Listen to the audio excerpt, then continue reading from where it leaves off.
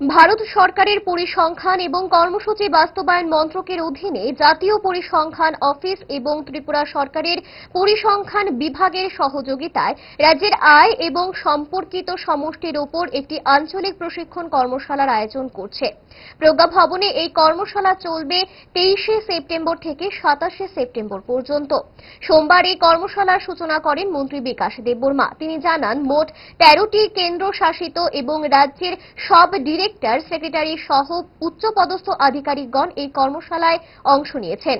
ত্রিপুরা, মেঘালয়, রাজস্থান, আন্দামান নিকোবর দ্বীপপুঞ্জ, নাগাল্যান্ড, মণিপুর, দিল্লি, ওড়িশা, সিকিম, অরুণাচল প্রদেশ, পশ্চিমবঙ্গ এবং উত্তরপ্রদেশ এই আঞ্চলিক কর্মশালায় অংশগ্রহণ করেছে।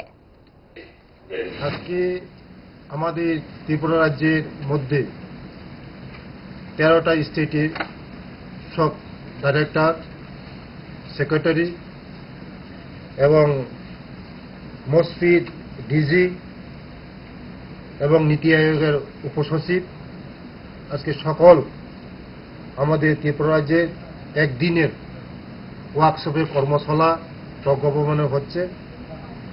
তার জন্য আজকে আমাদের এই রাজ্যের যে স্ট্যাটিস্টিক্স ডিপার্টমেন্ট আমাদের যে ডাটা নিয়ে আজকে একদিনের কর্মশালা হচ্ছে এবং আগামী দিন আপনারা সবাই জানেন ডাটা ছাড়া কোনো কিছুই হয় না।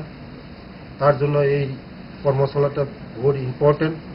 গ্যাস, অম্বল, গলা বুক জ্বালা ও পেটের অন্যান্য সমস্যার থেকে সুরক্ষিত থাকতে ব্যবহার করুন গ্যাসনল। অরিও ফার্মা, 5 দশক ধরে মানুষের ভরসা।